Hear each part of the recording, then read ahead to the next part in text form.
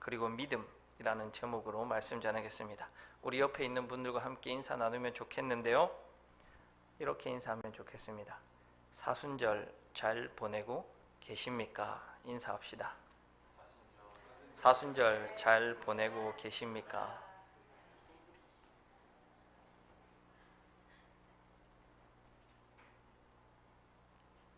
벌써 사순절이 시작된 지 일주일이 지났습니다. 사순절 잘 보내고 계십니까? 성도님들은 사순절을 어떻게 보내시는지 참 궁금합니다. 저희 사역자들은 평생이 사순절이어서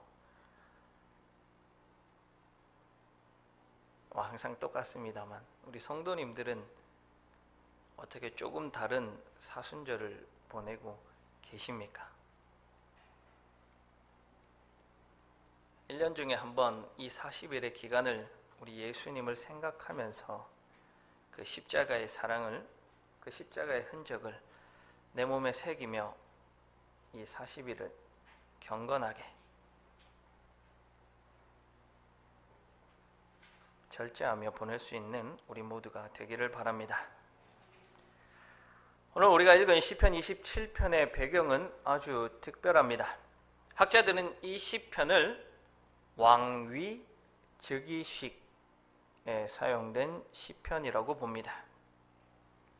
그런 관점에서 오늘 본문을 나누어 보면 세 부분으로 나눌 수 있습니다. 첫 번째는 1절에서 6절까지 왕이 선포하고 있는 부분입니다. 두 번째는 7절에서 13절까지 왕이 하나님께 기도드리는 내용입니다. 그리고 마지막 14절은 하나님을 대신해서 제사장이 기도드린 왕에게 선포하고 있습니다. 시편 27편은 왕위 즉위식에서 사용된 시편입니다. 그러나 어떤 왕이 즉위식을 할 때 평생에 한 번 그 사람이 왕이 될 때에만 한 것이 아니라 매년 왕이 즉위식을 했던 그날이 돌아오면 기념 행사를 하게 되는데 그때 왕은 매년마다 반복해서 이 시편 27편을 낭송하고 기도했다라는 겁니다.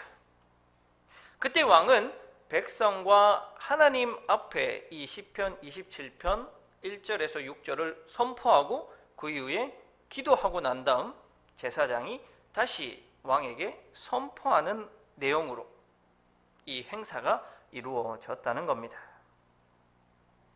오늘 본문 내용을 그런 관점에서 살펴보면 왕은 하나님께서 자신과 함께 하고 계신다. 하나님께서 나를 지키고 보호해 주신다는 확신에 가득 찬 선포를 하고 있습니다. 이런 왕의 선포는 단순히 왕 자신이 개인적으로 가지고 있는 신념, 그것에 근거해 있는 것이 아니라 사무엘하 7장 16절에 나오듯이 하나님께서 다윗 왕조에게 주신 언약에 근거한 선포와 확신입니다. 하나님께서 나단 선지자를 통해 다윗 왕에게 주신 말씀입니다. 내 집과 내 나라가 내 앞에서 영원히 보존되고 내 왕위가 영원히 견고하리라. 바로 이 말씀과 약속에 근거하여서 왕은 오늘 본문의 말씀을 선포하게 되는 겁니다. 이 하나님의 말씀을 통해 왕위의 정당성, 명분, 당위성이 세워지게 되는 겁니다. 그러나 다른 한편으로 이 말씀은 하나님께서 다윗 왕조의 왕위를 지켜주시고 세워주시고 인정해 주실 때에야만 정당성이 세워지고 명분이 있다는 겁니다. 다윗 왕조의 정통성은 인간 스스로가 쟁취하는 것 혹은 다윗의 혈통적으로 주어지는 것이 아니라 오직 하나님께서 인정하실 때에만, 하나님께서 그렇다 선포해 주실 때에만 정당성이 있고 권위가 생겨난다는 겁니다. 바로 그러한 내용이 오늘 말씀에 고스란히 녹아져 있습니다. 그렇기 때문에 이스라엘의 왕들은 자긍심을 가지고 살아갈 수 있었습니다.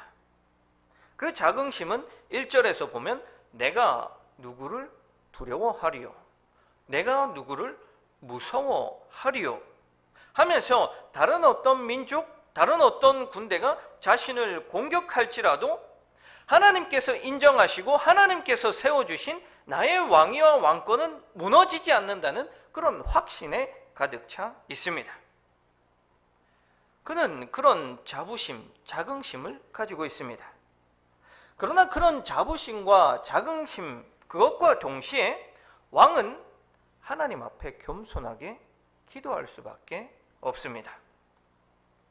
하나님께 도와달라고, 하나님 나를 버리지 말아달라고, 하나님 나에게 힘 주시라고 겸손히 기도할 수밖에 없습니다.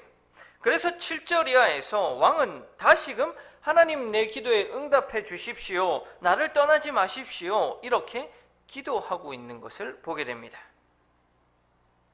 이렇게 왕은 즉위식 때마다 오늘 말씀을 읽고 낭독하고 선포하고 기도하면서 하나님께서 세워주신 왕이라는 자긍심, 자부심은 고취시키고 또 스스로 하나님 앞에 겸손해지려는 노력을 바로 이 말씀과 즉위식을 통해서 매년 행하게 되었습니다. 우리가 지난번에 살펴보았던 시편 26편은 절기 때 순례객들이 성전에 올라가기 전에 자신이 하나님께 예배드리기에 합당한 사람인가를 살펴보면서 읊었던 노래라면, 오늘 시편 27편은 왕이 자신이 하나님 앞에 합당한 사람인가, 그것을 매년 점검하면서 읊었던 노래 혹은 시라고 볼 수 있습니다. 그럼 시편 27편은 왕위 즉위식에 사용된 시편인데, 오늘날 더 이상 왕이 없어진 이 시대에 우리에게 이 시편은 어떤 의미를 줍니까? 오늘날 이 시편이 우리 성도들에게 의미가 있는 것은 우리 모두는 하나님의 자녀요, 하나님의 백성이라는 우리의 정체성과 연관이 됩니다. 왕은 한 분 하나님이십니다. 우리 모두는 하나님의 자녀들이고 하나님 나라의 백성들입니다. 하나님 나라의 백성들은 특권을 가집니다. 그것은 우리가 하나님을 믿기 때문에 내가 스스로 얻어낸 것이 아니라, 내가 스스로 쟁취해낸 것이 아니라, 우리가 의롭기 때문에 하나님이 주신 것이 아니라, 하나님께서 그저 그렇다 인정해 주셨기 때문에 우리가 하나님의 자녀로서의 권리, 하나님 나라의 시민으로서의 권리를 가지게 되는 겁니다. 하나님께서 우리를 양자 삼아 주셨기 때문에 우리가 자녀로서의 특권을 가지고 살아가게 됩니다. 그렇기 때문에 그것은 하나님께서 다윗에게 주신 언약, 그것과 같다는 거예요. 하나님께서는 우리를 영원히 하나님의 자녀로 삼으시고 떠나지 않겠다라고 약속해 주셨습니다. 우리는 그 약속을 믿고 의지해서 하나님 자녀로서 누릴 수 있는 권세를 누리며 살아가면 됩니다. 특별히 우리는 하나님의 자녀라는, 혹은 하나님 나라의 시민이라는 자긍심, 자부심을 가지고 살아가야 합니다. 우리 모두는 하나님의 자녀, 하나님의 백성들입니다. 하나님 나라의 시민권을 가지고 있는 사람들입니다. 자부심과 자긍심을 가지십시오. 이것은 우리에게 중요한 의미를 가집니다. 예수님께서 살던 시대에 로마 시민권을 가진 사람은 대단한 특권을 가진 사람들이었습니다. 그들은 세계를 제패하고 다스리던 나라인 로마의 시민, 로마의 일원이라는 자부심과 자긍심을 가지고 있었습니다. 그래서 어떻게 해서든지 사람들이 이 로마 시민이 되고 싶어 했습니다. 그래서 바울을 호송하던 그 백부장은 바울에게 고백하기를 나는 많은 돈을 주고 이 시민권을 샀노라 라고 말합니다. 오늘날 현대에서 많은 사람들이 미국의 시민권자가 되기 위해 얼마나 많은 노력을 기울입니까? 그래서 오죽하면 원정 출산이라고 해서 그 배가 부른 임신부가 미국행 비행기를 타는 일들이 비일비재하게 일어나지 않습니까? 왜 그렇게 합니까? 자기 자녀에게 미국 시민권을 주기 위해서, 그것이 좋다고, 그것이 특권이라고 생각하기 때문에 그것을 주기 위해서 노력을 하는 겁니다. 마찬가지입니다. 우리는 하나님 나라의 시민권을 가지고 있는 시민권자들입니다. 그것은 우리가 하나님 나라의 시민으로서 누릴 수 있는 권리가 있다, 특권이 있다라는 것을 의미합니다. 특별히 그런 권리와 특권은 오늘 하나님의 속성에 근거한 권리들입니다. 오늘 1절에서 그 특권을 세 가지로 이야기하고 있는데 바로 하나님의 속성과 연결시켜서 우리에게 말씀하고 있습니다. 첫 번째 하나님의 속성은 하나님은 빛입니다. 두 번째 하나님은 구원입니다. 세 번째 하나님은 생명의 능력이십니다. 하나님은 우리의 빛이 되십니다. 그것은 마치 시편 23편에서 내가 사망의 음침한 골짜기를 다닐지라도 해를 두려워하지 아니할 것은 우리 빛이 되신 여호와 하나님께서 내 앞길을 비춰주시고 나와 함께 계시다는 것, 바로 그 빛 되신 하나님이 계시다는 것, 바로 그것을 우리는 권리로 누리며 살아갈 수 있는 겁니다. 우리는 그런 빛 되신 여호와 하나님으로 인하여서 우리의 살아갈 길 동안에 길 잃지 아니하고 헤매지 아니하고 우리의 갈 길을 정하고 곧게 갈 수 있는 권리를 지니고 있습니다. 세상 사람들은 감히 누리지 못할 그런 권리 말입니다. 하나님은 우리의 구원이십니다. 구원이라는 것은 어떠한 위험, 어려움, 악으로부터 구출되는 것을 말합니다. 특별히 시편에서 이런 의미를 가집니다. 2절과 3절에 보면 악인들, 원수들이 나를 공격합니다. 내가 무너지기를 원합니다. 비방합니다. 욕합니다. 심지어는 군대가 나를 대적하여서 진칩니다. 그러나 내가 두려워하지 않고 여전히 태어날 수 있는 것은 여호와 하나님께서 이 모든 어려움으로부터 나를 구원하실 것이기 때문입니다. 그렇기 때문에 우리 그리스도인들은 모든 상황 속에서 좀 태어날 필요가 있습니다. 조금 어려운 일이 오고 위험이 닥쳐온다고 막 호들갑스럽게 벌벌 떨고 초조해하고 걱정하고 근심하고 죽을 것처럼 그렇게 할 필요가 없다는 거예요. 또 좀 화가 나는 일이 있더라도 막 분노를 일으키고 화를 내고 그렇게 할 필요가 없다는 거예요. 오늘 시편 기자가 3절에서 고백하는 대로 그 100만의 군사가 진치고 나를 공격하려고 준비하고 있는 그 순간에도 우리가 태어날 수 있는 것은 하나님에 대한 우리의 믿음의 분량인 것입니다. 여호와 하나님은 우리의 생명의 능력이십니다.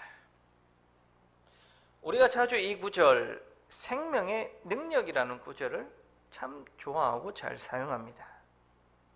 그런데 오늘 본문에서는 조금 좋은 번역은 아닙니다. 여기서 사용된 이 능력이라는 단어는 히브리어 마오즈라는 단어가 사용되었는데 이 단어의 뜻은 안전한 장소, 방편, 피난처, 보호자 이런 의미입니다. 즉 하나님은 우리의 생명의 피난처이십니다. 하나님은 우리의 생명의 보호자이십니다. 하나님은 우리의 생명의 안전한 반석이 되십니다. 바로 우리는 하나님 나라의 시민으로서 이런 좋은 권리들을 누리게 되는 겁니다. 이렇게 좋은 시민권이 어디 있습니까? 이런 하나님의 자녀의 백성인 우리 이런 권리를 누릴 수 있다면 좀 당당하게 자신 있게 세상 앞에 그렇게 살아가십시오. 그러면 우리 앞에 무엇이 진칠지라도 무엇이 걸고 넘어진다고 할지라도 두렵고 무섭고 떨리겠습니까? 악한 세력이 아무리 나를 넘어뜨리려고 공격할지라도 이렇게 저렇게 술수를 걸지라도 빛 대신 하나님 우리를 구원해 주시기 때문에 피난처 대신 하나님께서 우리의 보호자가 되어 주시기 때문에 우리 두려워할 필요도 무서워할 필요도 없습니다. 그런데 한편으로 우리가 이런 자긍심을 가지며 살아갈 때 우리는 다른 한편에 하나님 나라의 시민으로서의 품격을 지닐 수 있어야 합니다. 그리스도인으로서의 품격을 가져야 합니다. 로마 시민권을 가지고 있던 사람들이 함부로 행동하지 않았습니다. 그들은 로마 시민권으로서의 품위와 품격을 지켰습니다. 그들은 굉장히 품위 있게 행동했습니다. 유대인들도 마찬가지입니다. 그들은 유대인이라는 자긍심, 자부심을 가짐과 동시에 그들은 유대인으로서의 품격을 지키기 위해 살아갔습니다. 그들은 결코 그들의 품위를 떨어뜨리는 행동을 함부로 하지 않았습니다. 그런데 우리 하나님의 자녀들은 요즘 자부심도 자긍심도 잃어버렸고 품위도 품격도 잃어버린 것처럼 보입니다. 세상에 살아가며 하루 중 얼마나 많은 시간을 그리스도인으로 살고 있으며 하나님의 자녀라는 그 정체성, 그 품격을 지니며 살아가고 있습니까? 그 품격은 옷을 백화점에서 사 입는다고 생겨나지 않습니다. 외제차를 타고 다닌다고 생겨나지 않습니다.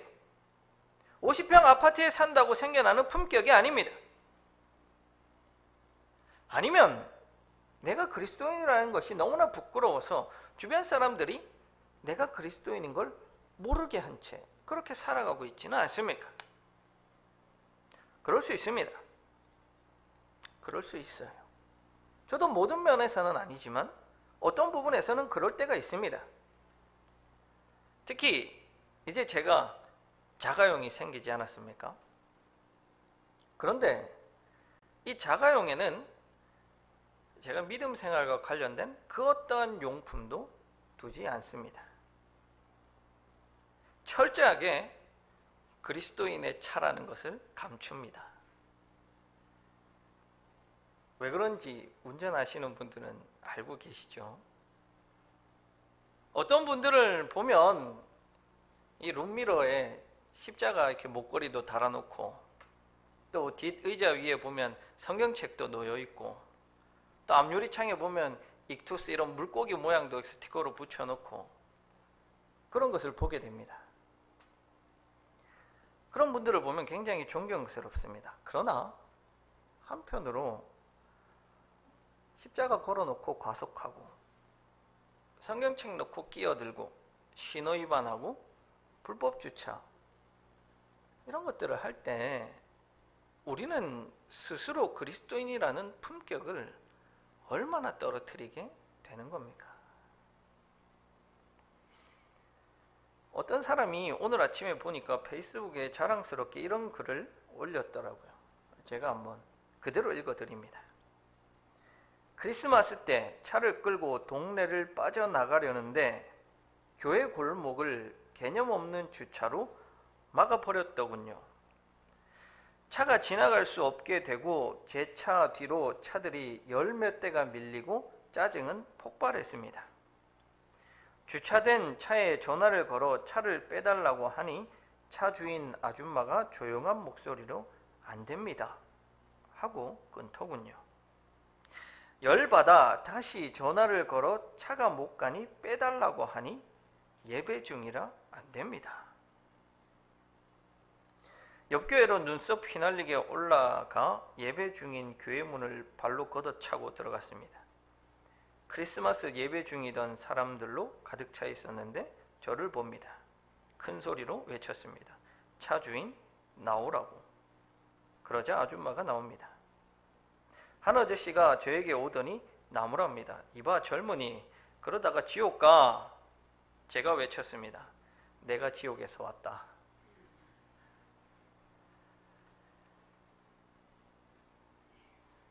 여러분, 우리는 하나님의 자녀로서의 누릴 수 있는 권리들, 권세들이 있습니다.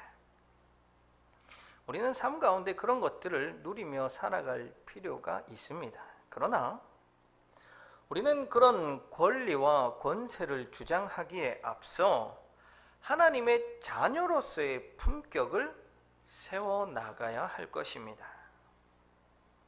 그런 품격은 우리의 삶 가운데 아주 디테일하고 작은 부분에서부터 세워져 나가는 겁니다.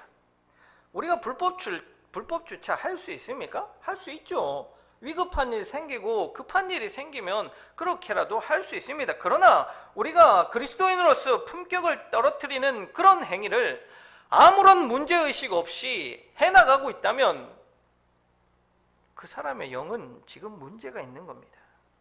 그 사람은 하나님의 자녀로서의 권세를 누린다는 것을 오해하고 있는 겁니다.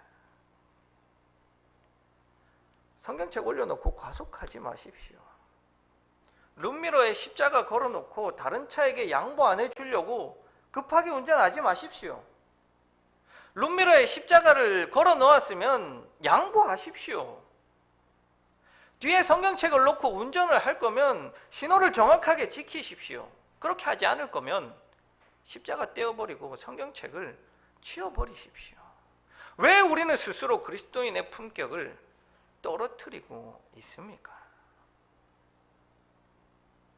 하나님 나라의 시민이면 하나님 나라의 시민답게, 그리스도인이면 그리스도인답게 품격에 어울리게 살아가려는 그런 노력이 우리에게 필요하다라는 거예요. 그것이 바로 하나님의 자녀로서 권세를 가지고 누리는 자긍심과 더불어 우리에게 요청되는 품격이라는 겁니다. 그러나 우리가 주의할 것은 우리에게 주어진 이 권세, 이것 내가 결코 쟁취한 것이 아니기 때문에 항상 겸손할 수 있어야 합니다. 요즘 드라마 시그널이라는 드라마를 보는데요. 지난 토요일에 한 망나니 변호사가 나옵니다. 이 변호사는 아버지가 검사장이에요. 그래서 이 막무가내로 살아갑니다. 그래서 잘못을 저질러도 아버지가 이 경찰들을, 이 지위를 이용해서 다 무마시켜 준다는 거예요. 그에게는 겸손이 없습니다. 오만합니다. 거만합니다. 그러나 그런 오만함과 거만함이 결국에는 그를 수렁텅이로 몰아가게 되는 것을 보게 됩니다. 자기 스스로에게서 권력이 나오지 않는다면 그 사람은 겸손할 수 있어야 합니다.